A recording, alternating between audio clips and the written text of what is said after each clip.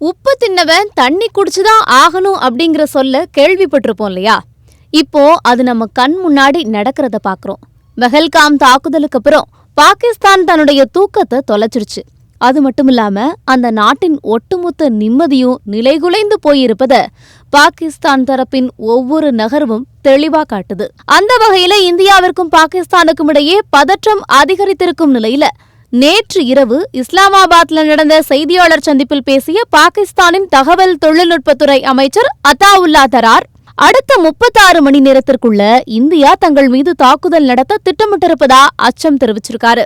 செய்தியாளர்கள் கிட்ட பேசும்போது பாகிஸ்தான் மீது அடுத்த 24 மணி நேரத்துல இருந்து 36 மணி நேரத்திற்குள்ள ராணுவ தாக்குதல் நடத்தப்படலாம் அப்படின்னு நம்ப தகுந்த உளவு தகவல்கள் தங்களுக்கு கிடைத்திருக்குது அப்படின்னும், உறுதியான ஆதாரங்கள் இல்லாத வெறும் கட்டுக்கதைகளை ஆதாரமாக கொண்டு இந்த தாக்குதலை இந்திய ராணுவம் திட்டமிட்டிருக்குது அப்படின்னு சொல்லியிருக்காங்க.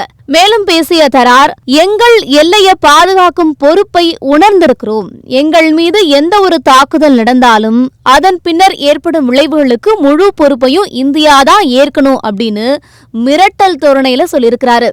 இந்த எச்சரிக்கை வெளியான சிறிது நேரத்திலேயே பிரதமர் நரேந்திர மோடி பாதுகாப்புத்துறையின் உயர் அதிகாரிகளை சந்தித்து பஹல்காம் தாக்குதலுக்கு பதிலடி கொடுக்க இந்திய ராணுவத்திற்கு முழு சுதந்திரம் வழங்கப்பட்டிருக்குது.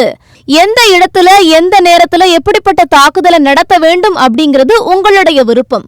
பயங்கரவாதிகள் யாராக இருந்தாலும் அவர்களை கண்டுபிடித்து துரத்தி அழிப்பது நமது கடமை அப்படின்னு சொல்லியிருப்பது பயங்கரவாதிகளுக்கு தகுந்த பாடம் கற்பிக்கப்படும் என்கின்ற நிலைப்பாட்டுல இந்தியா உறுதியாக இருப்பதையே காட்டுது.